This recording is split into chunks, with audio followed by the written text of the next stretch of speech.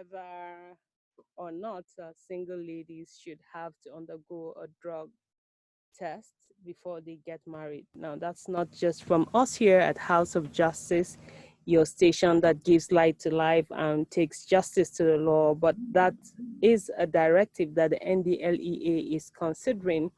And so, it's important to have that discussion. But then again, we want to know how bad the drug problem is in Nigeria. We want to know what the issues are. We want to know which gender has more preponderance on drug use. Do I have with me Mr. Shadrach Usman Haruna there? Good afternoon, sir.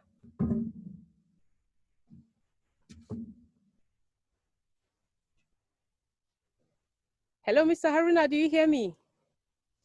Hello, good afternoon, Gloria. I think that you may need to unmute so that you can hear us. If you can hear me, we can't hear you yet. Can you hear me? So if you can hit on the button, and so you get to hear us. And so I'll be looking forward to hearing you. I can see you, Mr. Shadrach Haruna.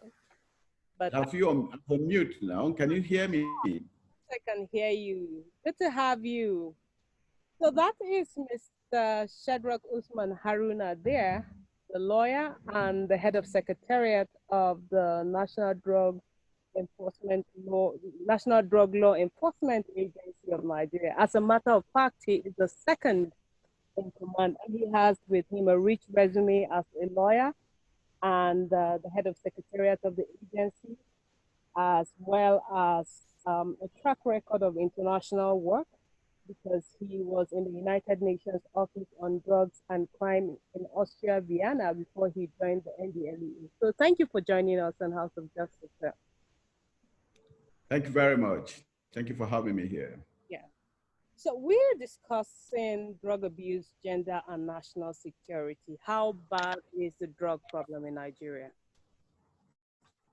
Well, just so before I go to that, just let me quite briefly. Yes, I was with the UN in Vienna. That was 2008, and I left for the Commonwealth. I was in the Commonwealth Secretariat in London as the legal advisor before I came in to take a position as a secretary in the LEA. Oh, wow. So this is the current position I have. Yeah. So yes, the drug problem in Nigeria is huge. You may have seen it, you may have seen it in the paper, and you may have seen all the reports and the research work that has been given out over time by so many of our partners, including NDLA as well. We have a prevalence of drug use, which is going towards a pandemic proportion, or it's endemic in the whole country. You know, for instance, we have 14.4%, which is almost 3 times the global average of drug use in Nigeria. About 14.3 million Nigerians are into drug use. And of this number, in every 4, we have a female person in drug. So it has gone so high that a country like Nigeria, which is a bit conservative, will have such a high number of female in drug use. Is something that should bother all of us, and we're worried. And I think the country is worried as well, because we have heard from the highest echelon of security architecture of this country, the prevalence of drug use and how it's fueling insurgencies as well as terrorism. So we in the agency, we're doing all we can to see how we can stem the tide, which is currently sweeping across the whole country. We do know as a fact that federal government is doing a lot.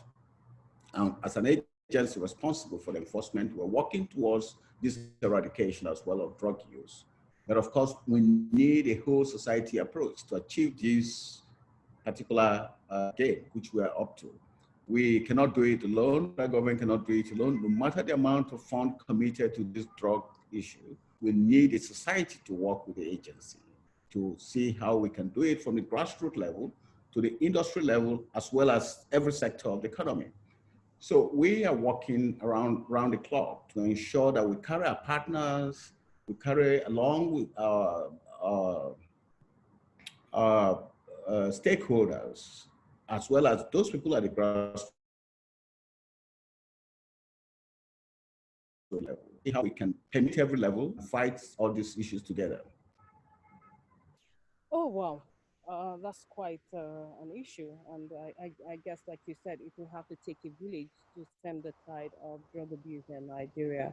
So Tunde Mark from Abuja asks the question, how many containers does the NDLEA intercept on a daily basis, and what happens to the shippers?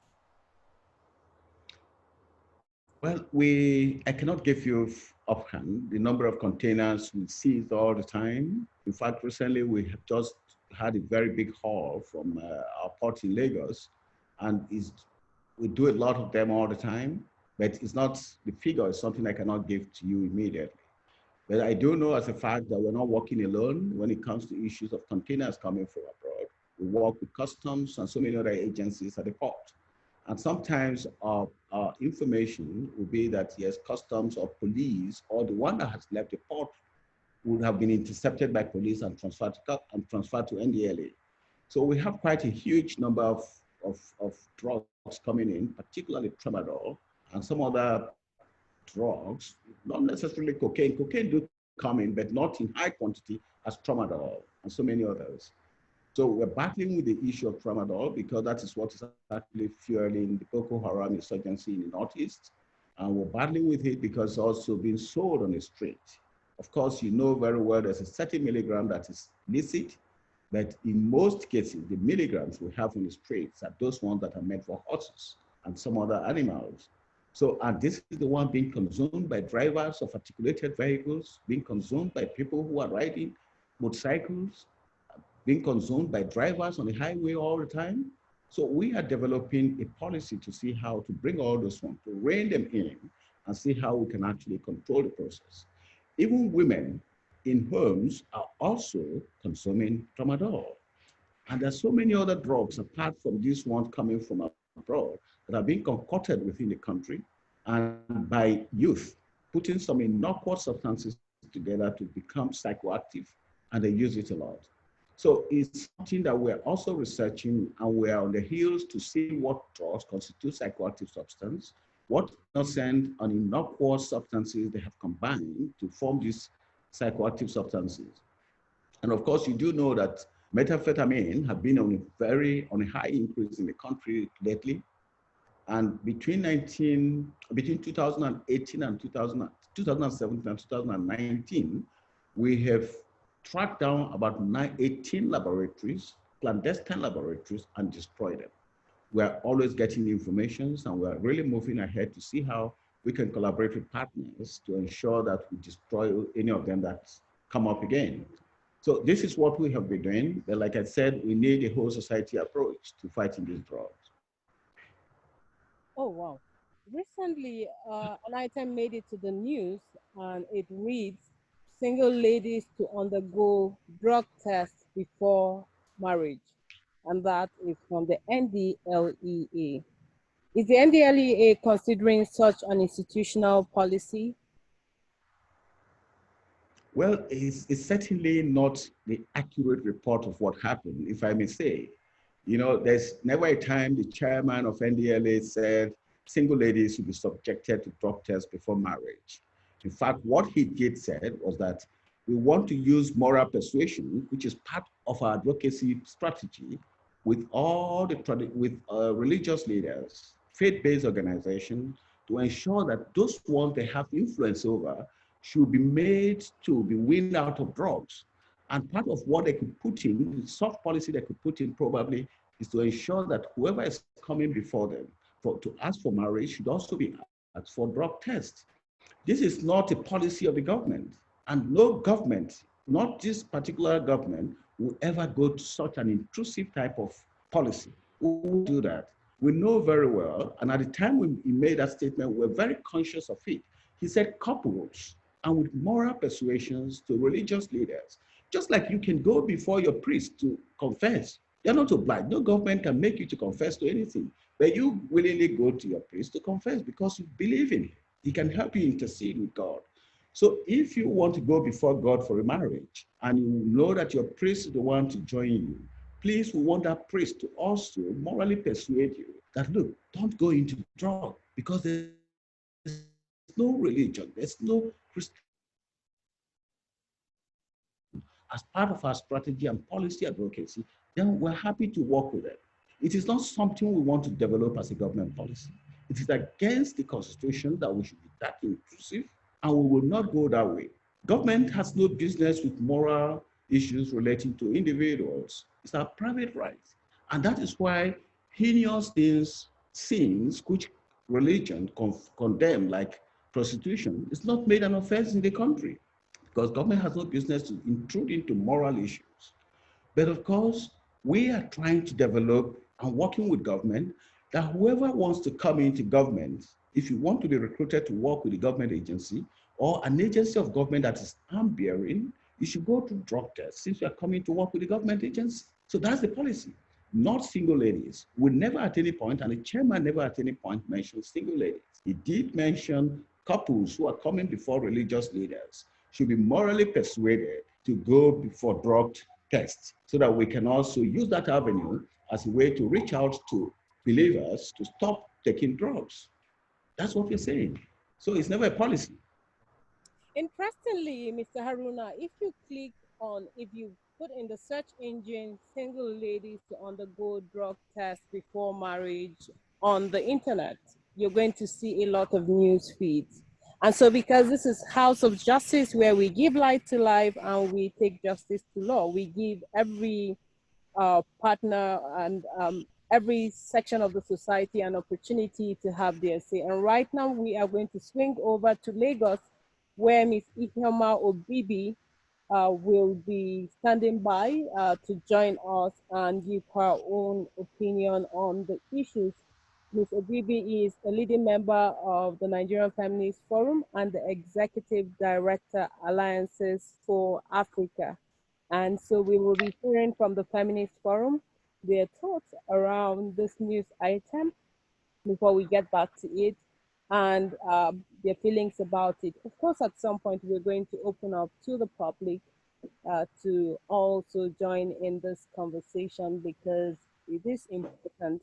This is a conversation around more than one quarter of the Nigerian population, and it should be concerning to all of us. And so we try to connect with Miss Ihioma Obibi in Lagos, where she will join us to in the conversation. But in the meantime, we take a break, and when we return, it will still be a House of Justice. Don't go away.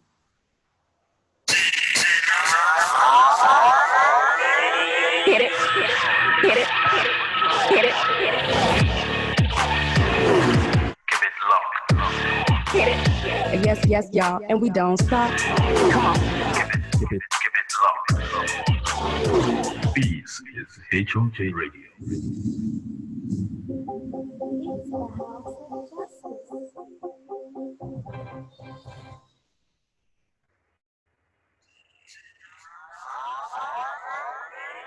Get it, get it, get it.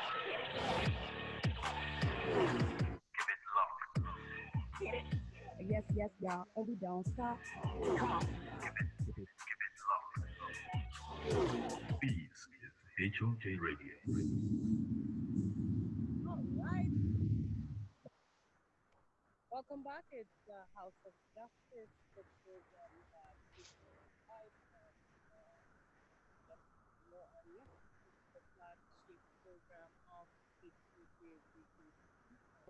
Discussing about single ladies to, I'm sorry about that, drug abuse, gender, and national security. And we have the Secretary of the National Drug Law,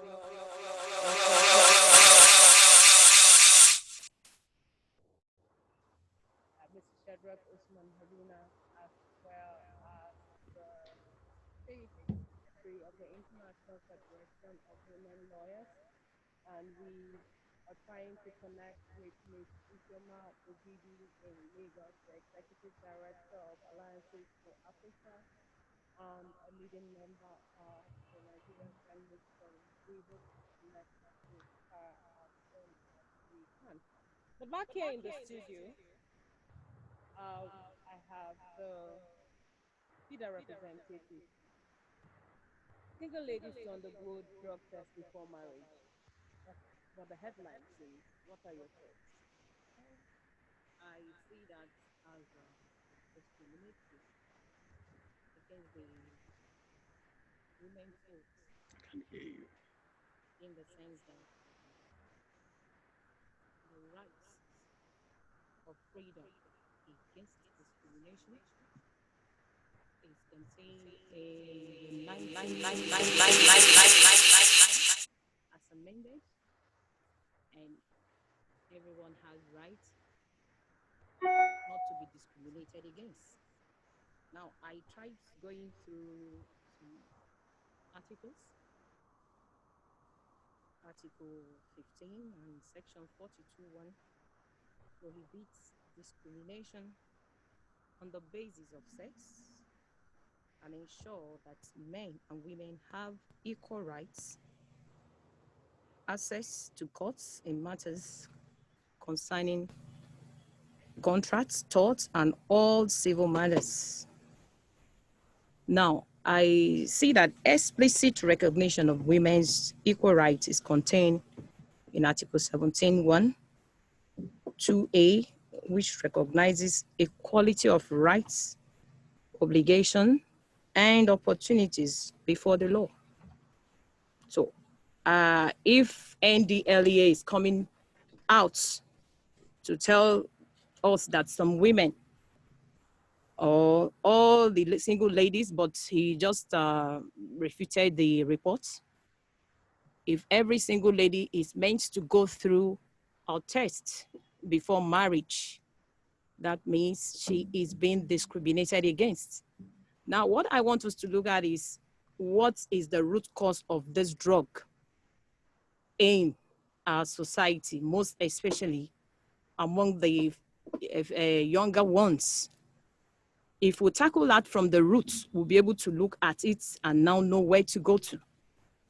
The root cause of most of these is, a lot of women go off in order to get themselves acquainted with the realities. Some go ahead in taking marijuana, taking stimulants in the form of cocaine, taking static drugs that makes them molly, and they go on heroin. But the root cause of these women going into these drugs has not really been looked into. I think let's start from checking the root cause. We'll be able to now get in nibbing it from the youths. And I'm sure when the youths are really curtailed, it goes a long way in now showing to the public. That's what I see in that place. Thank you. All right, we will get back to Mr. Haruna in a bit while we try to connect with Ms. Ubibi. We are having a few hitches here, but hopefully we should get around it. But then from the perspective of the International Federation of Women Lawyers, do you think that there is a preponderance of drug use with females more than you possibly could have with males? No, please. Do you have any statistics to support that? Well, the statistics, I think he made mention of 14.4. The statistics of women that goes on these drugs are very, very low compared to the male folks. The women would just be about 3-4%. So if we want to really tackle this illicit drug taking, we should go to the root cause, and the men should also not be left out. All right, Mr. Haruna, are you with us still? I think I got what she said. That, let me just put certain things in perspective. One, we're not saying that more women are into drugs than men, but there's an increasing trend of women going into drugs. A conservative society like ours, we have for every for every 4 individuals in drugs, we have a woman. And that is alarming. So one Is it is to more fall. alarming? Is it more alarming than the 3 meals? That the what? Is it more alarming than the 3 meals who are involved in every 4? No, no, no. It's the increasing trend which is concerning. Not the fact that we have 1 to 4, but before it wasn't like that. It was 0 point something percent, but it's increasing every day. And the recent research, this is an evidence-based research. It's not just something concocted from anywhere. Evidence-based research conducted by responsible and well-resourced individuals and international agencies. We have for every 4 individuals in Nigeria, we have a female. And the issue there is it is not because it's a woman, but we have seen continuously that it is rising.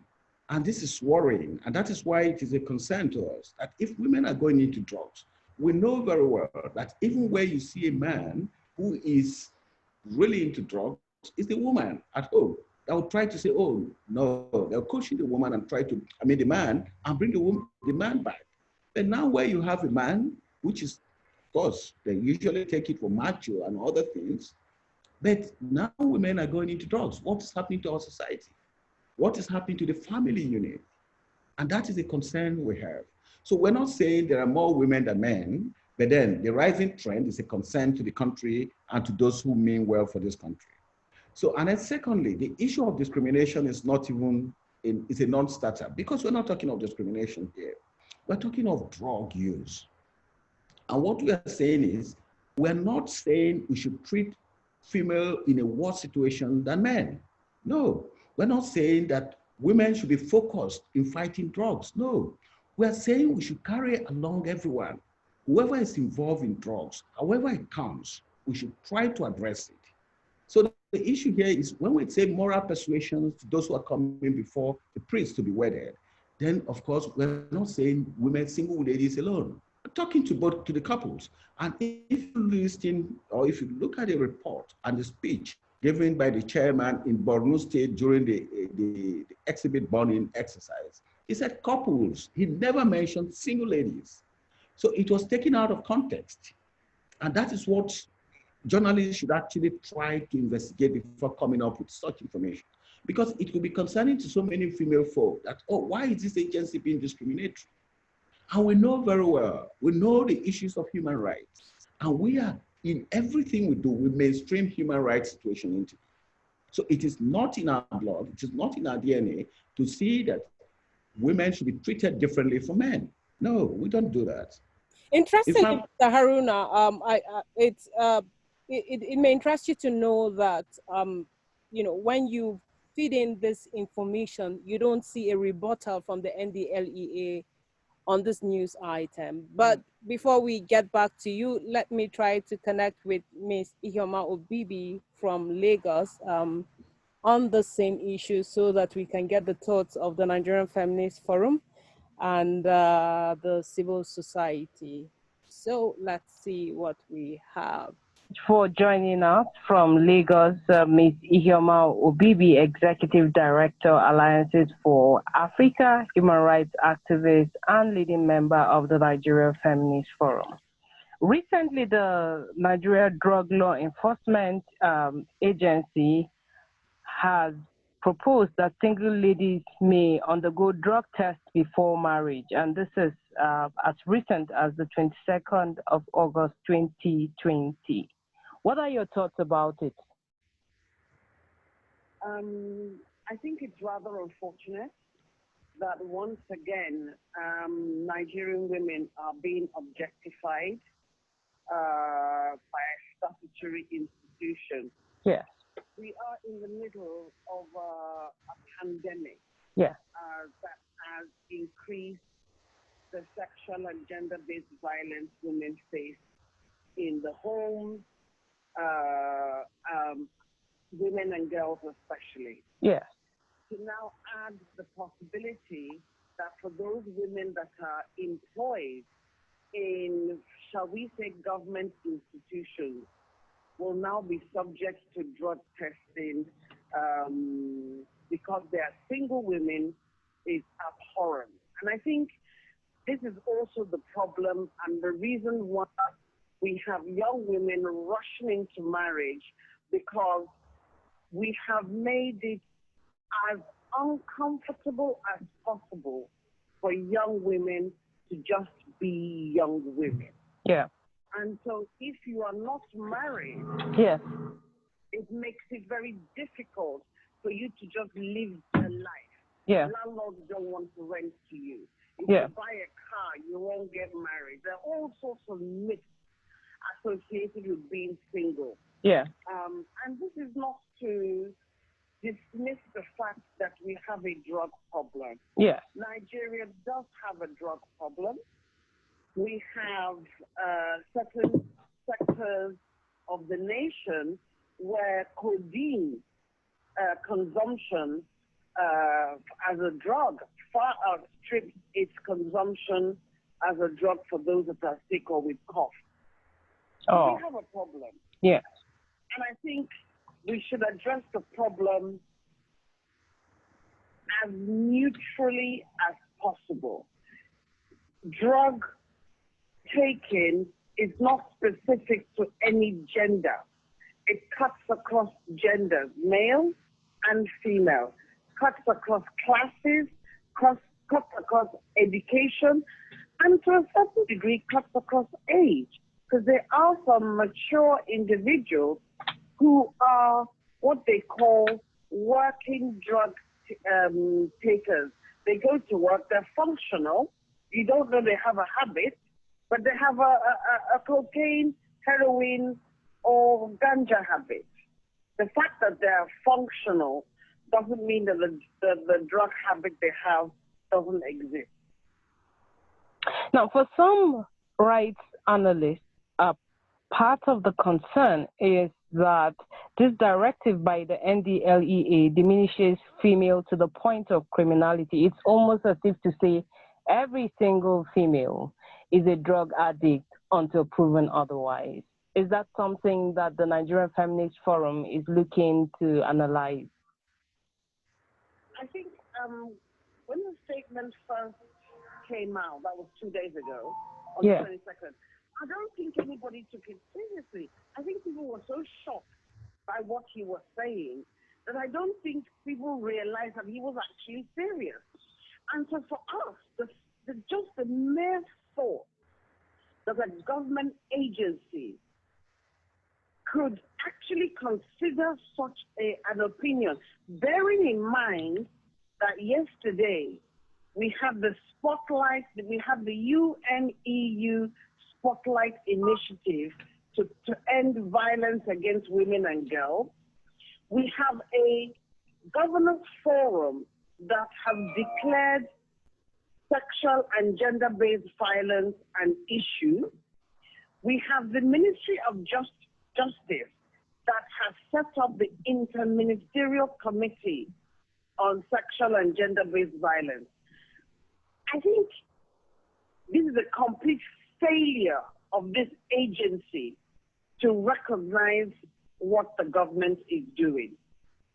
And I think the NSF doesn't really have to do much.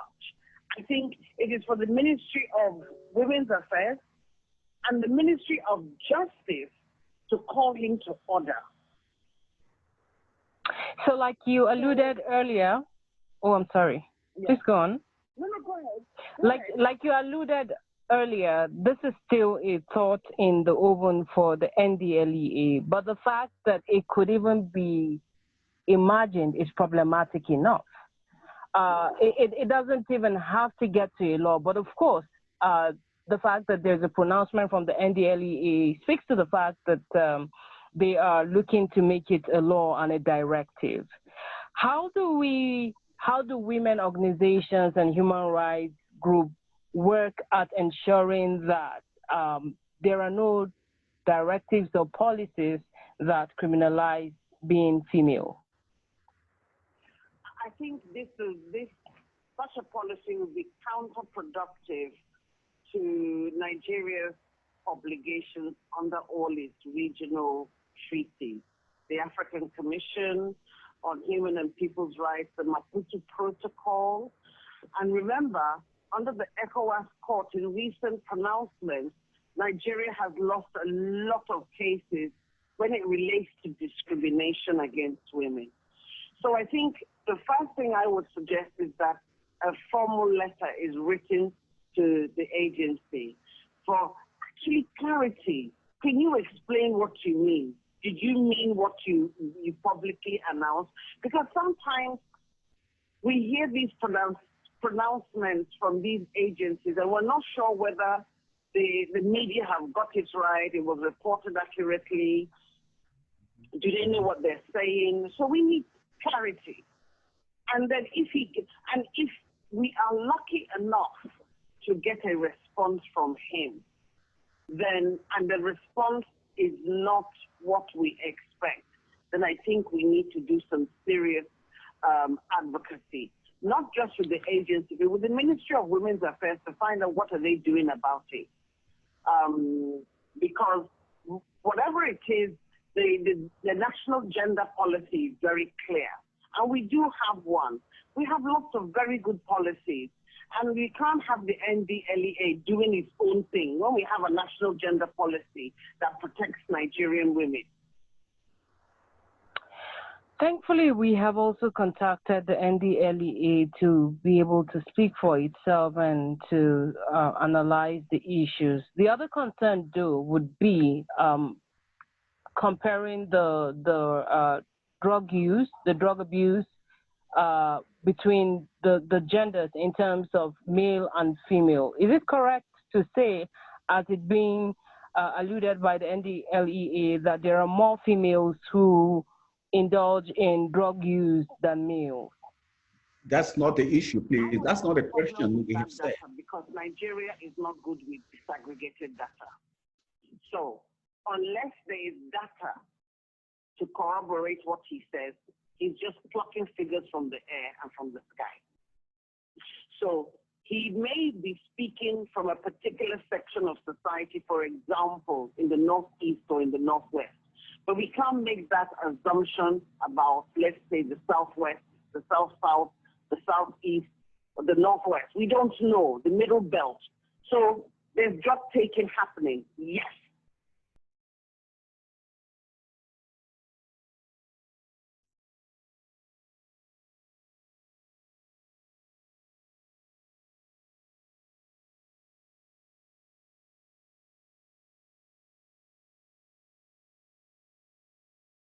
Thoughts of the NDLEA. Is that correct to say, sir?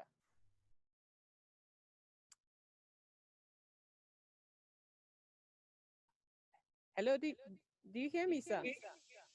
I can't hear you. You switched me off completely. Oh, I'm sorry about that.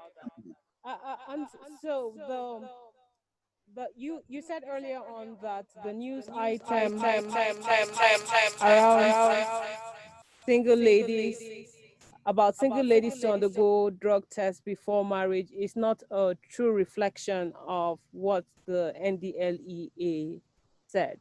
Is that correct? No, that's correct. And I told you that it is not a policy envisaged by NDLEA. A government agency cannot force a religious group to force women to undergo drug tests. We cannot even come in as a policy, neither can we envisage a law to that effect. I've told you and I've repeatedly said is that what the chairman said is part of our advocacy is moral persuasions. And if we can morally persuade religious leaders to consider such an issue for those ones they have influence over, then of course it's something that will help our advocacy, not necessarily single ladies. We said couples who are coming. It's just like you going before your priest to go and confess your sins.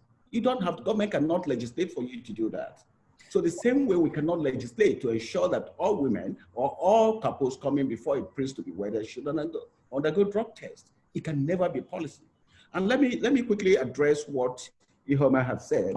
I think Ihoma said it correctly, that look, we're not sure whether the newspaper or the media report is correct. And that is very true. The media report is not right. It's not the precise position of what the chairman said. The media report. So Mr. Haruna, I think just to move things forward, you are going to get a letter that would be requesting that you clarify on this news item. You're going to get a letter, certainly. Would you be Mind them, willing to yes. respond on the record on these issues, just so that we can clear the air on this matter for all the single ladies in Nigeria? Oh, sure. We want to we'll respond to such a letter because we don't want to be maligned with a good policy which we want to put in place. Because like I said, we cannot compel anybody by law or by policy so intrusive to the privacy of an individual. We cannot do that. We know we have that restriction by law and by the Constitution. So we will not go to that length of doing it. This government will not do that. And I know a responsible government as this government will not go to that, will not go that far.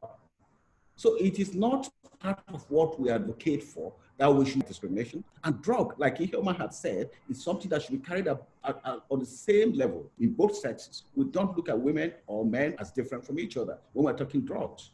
So I think you should be able to correct this impression because the questions you have been putting to Ihoma is like, oh, well, this is what it is. NDLA has gone to say single ladies. NDLA has want to put up a policy or legislation to that effect. That is not the intention of NDLA. And I have repeatedly said that it is a moral persuasion on religious leaders, not something that government can enforce or not something government wants to put in place. So, but is there a rebuttal? That's really the question in order to tidy it up. Has the NDLEA issued a rebuttal or asked the newsrooms that have reported it in this manner to withdraw the news item? Yeah, but no, certainly I think they're working on that. The media section is working on that because I think lately they have been very busy destroying some of these cannabis all over the country. But certainly they will respond to that and they'll ask for a rebuttal and ask the media agency to withdraw that statement from the public and then come out clean with it. We never, and the agency will never go that far to do that. We work with the Human Rights Commission. We mainstream human rights issues to all our actions, and we do things in accordance with what the constitutions had established this agency to do, and not to go that far as intruding into one's private life and as trying to compel them to do what is supposed to be a private life. We can do that. And this government certainly will not do that. Well, the Nigerian public looks forward to receiving that rebuttal because I think that it is concerning for a lot of people in Nigeria. But I'm just going to read for you some of the questions that have been put forward both by males and females because there's a whole lot of whirlwind responses to the issues. And the first one I will redirect to Madam Maria, who right here in the studio with me. So Dr. Jali Gwalem asks the question, does this have any correlation with the spate of husband killings some time back? I'm just going to rephrase that on his behalf, Julie, to ask that, do you possibly think that because of the issues around drugs? The drug contributed to some of those stories we had about some women who killed their husbands? Well, the drug effects. Is the question to me? No, it's for me. The drug effects does not really have anything whatsoever to do with the spate of killings for a period of time, talking about last year, last 2 years, and at present. Nothing. Drug has nothing to do with it. But, most of these women are being pushed to the wall. And as they try to take steps, maybe to remedy the situation, they see themselves going to the extreme. It's not the good thing. It's not the best to kill anyone for anything. But drug certainly is really out of it. They were pushed to the wall. But I'm not saying what they did is right. It's been done. But, they needed a situation whereby they will be able to help themselves. But they now did it in the wrong way. So drug in any way has nothing whatsoever to do with the spate of killing in our country. That's within the past 2 years. Drug has nothing to do with it. Rebecca Sako John asks this question, and this is for you, Mr. Haruna. How is the NDLEA treating factors for getting into drug use? Come again, fixing factors for drug users? Treating factors. I think that should be about the elimination of factors that push people into drug use. Is that something your agency is working on? The push and pull factors to Yeah. drug use. Yeah. Yeah, well, yes, it's something. You see, part of what we try to do is actually to see how to reduce drug demand, drug supply, illicit drugs. I mean, supply of illicit drugs. So it's part of what we try to do, because if you don't have it available, you may not go for it. And secondly, it's something that has to do with sociological issues, which is beyond law enforcement duties. You know, like our colleague in the studio have just mentioned, that crime of passion is not something that could be fueled by drug. And of course, any crime of passion could be fueled by anything. It could be anything. We don't have any research to point to it, whether it is actually fueled by drugs or is fueled by issues of other than just drugs. Of course, we don't have any empirical evidence to that effect. So it is correct that yes, it could be anything. So we try as much as possible to ensure that we block supplies. And that's why we destroy cannabis farms. We destroy any of those drugs that have been arrested and seized from traffickers. We destroy those ones that are being manufactured, including clandestine laboratories. That is part of what we do. And of course, issues relating to those ladies, I mean, those people who are into drugs, particularly like you mentioned before, you said ladies could go into drug because they have been pushing to certain level. Yes, those factors are factors that we try to address as well by working with social office, social department to ensure that some of them who are yet to be, both genders in this case, should be counseled and treated as well as being rehabilitated. We do a lot of rehabilitations, and we have so many people in our rehabilitation centers. So it's not just a question of ladies alone. And crime of passion is not just with ladies alone either. It is both sides. It could be both sides. And it could be by any process, could be fueled by anything. So we try to cut supplies. And that is part of our strategy, trying to reduce drug use. Abubakar Danladi Aliyu from Abuja asks the question, do you intend, that's your agency, does your agency carry out drug tests for political office holders? Well, it's not something we have developed. Of course, it's part of our mandate to develop approaches to seeing how to reduce drug demand.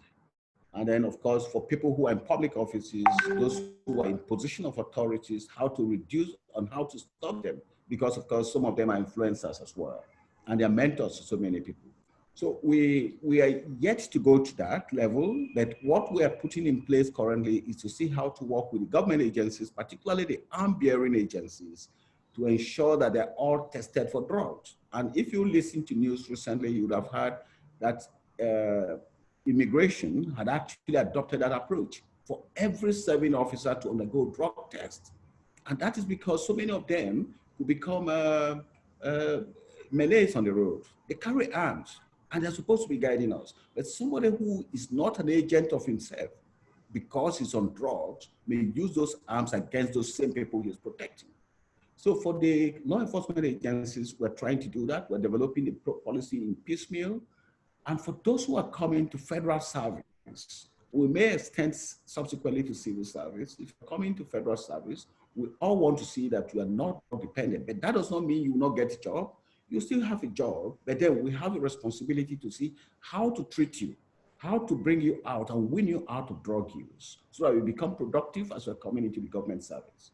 So these are some of the policies we're working currently to see to we put in place to ensure that we have a drug-free society.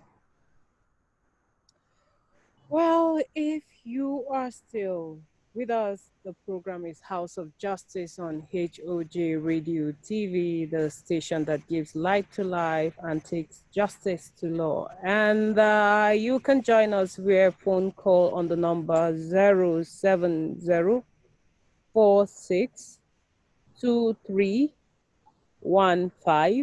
The number again is 07046231510, and we have been discussing on the topic drug abuse, gender, and national security. And I've had in the studio with me and out of the studio joining us Mr. Shedrack Usman Haruna, a lawyer and the head of the Secretariat of the National Drug Law Enforcement Agency. You have also listened to Ms. Ihioma Obibi, a leading member of the Nigeria Feminist Forum and the executive director of Alliances for Africa. And right here in the studio with me is the state secretary of the International Federation of Women Lawyers, Barrister Julie Ariahu. So the number again is 07046231510. Of course, you can go ahead and leave your comments at HOJ Radio TV on Facebook. You can also like us on Twitter at HOJ Radio TV, one word. And so you can keep up this discussion long after we're gone, because I think that Mr. Haruna is going to get a letter and he has accepted to respond to that letter once it reaches his table. But we are discussing the issue of drugs in Nigeria, the abuse, and how it impinges on gender and national security. I'll take one comment. Jude May Gamu says there should be compulsory tests on politicians. There should be compulsory tests on politicians, and Mr. Haruna has spoken a bit to those issues. Stanley Shinkut says that the news item around single ladies to undergo drug test before marriage is sexist and misogynistic. But the secretary has clarified on that, and we're going to see how it goes. George McCary asked the question, is there a statistics to that claim of 1 to 3 female male drug users? Mr. Haruna. Yes, of course there is. There's a 2018 report of UNODC survey, which came up clearly that. Okay, we just take this quick call and revert back to you. Hello. Good afternoon. Good afternoon. My name is Abubakar Aliyu. I'm calling from Abuja. You're welcome, and thank you for joining us, Abubakar. Yes, I have listened to your guests in the studio, the NDLE chairman and the Mrs. Bibi, right? Is it Obibi or Bibi now? Yes, Miss Obibi. Yeah. Obibi. The Mrs. Obibi and the guests in the studio have spoken well. Women do drugs because some women now do drugs because they see it as a means of escaping from their problems, their challenges. So they do drugs. But then what I think government should do, though the NDLE chairman has said the press misinterpreted what was said, but what I think government should do here is find out why people are doing drugs, not women alone, but why people do drugs. They do a study on why people do drugs. Based on the results of their findings, then they take steps to stop people from doing drugs. And secondly, I have also seen policemen, security agents on our roads smoking weed. What is the NDLE doing about that? They do it openly, they don't hide. You see them with some of these boys that do it by the roadside. They light up the smoke and they find their way. And these guys carry arms. So what is the NDLE doing about that? See that a security agent stop this weed thing or drug thing. Okay, thank you very much, Abubakar Danladi Aliyu from Abuja. Thank you for that call. I'm sure Mr. Haruna will respond to you. We take more calls, 07046231510.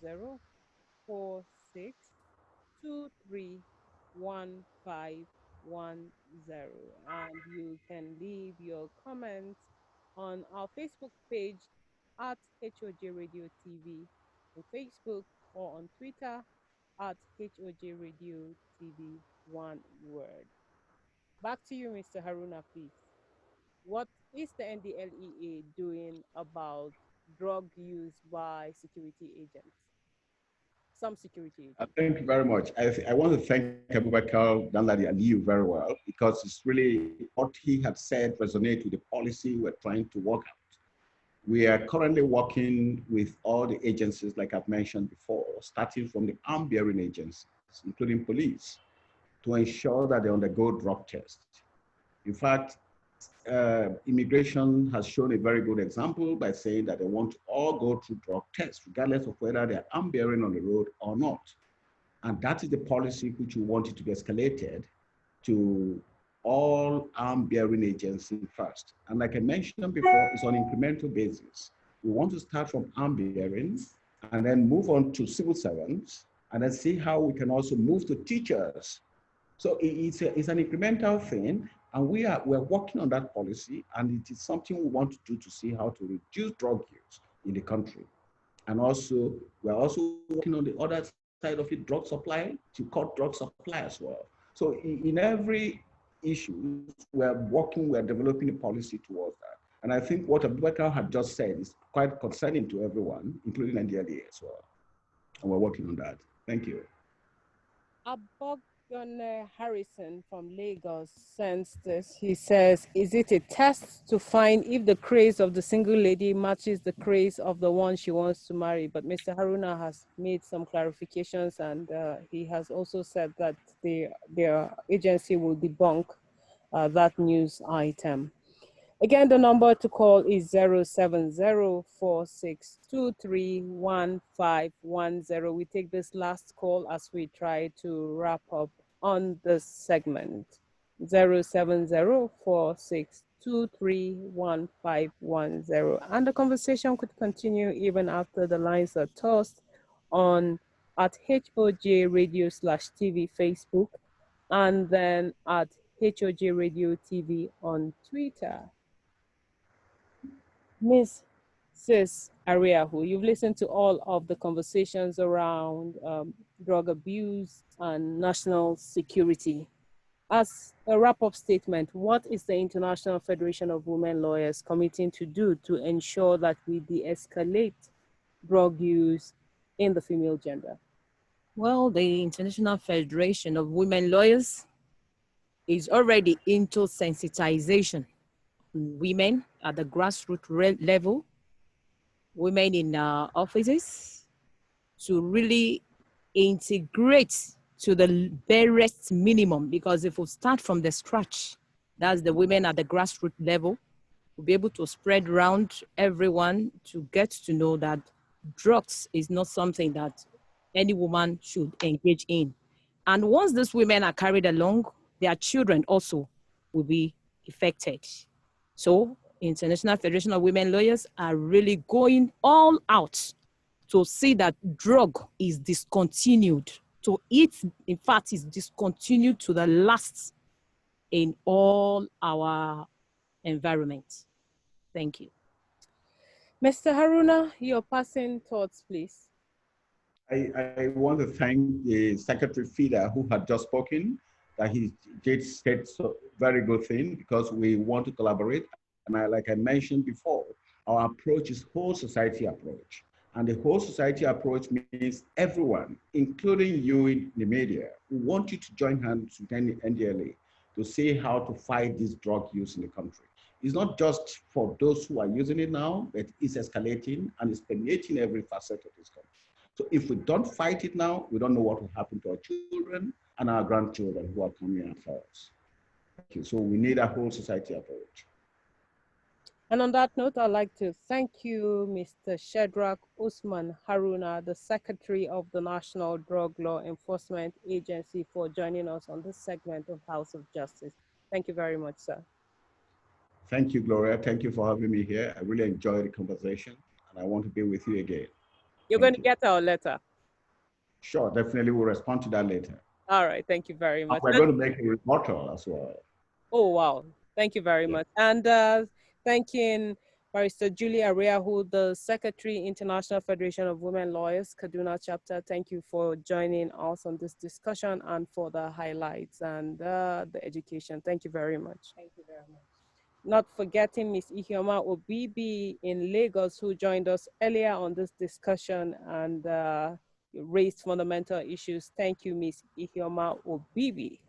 And on this note, we call it a day on the program House of Justice, being aired from the HOJ Radio TV from Kaduna here, and where we give light to life and we take justice to law.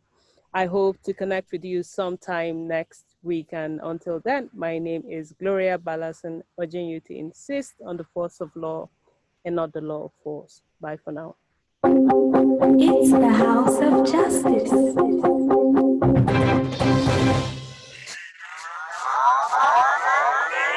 Get it.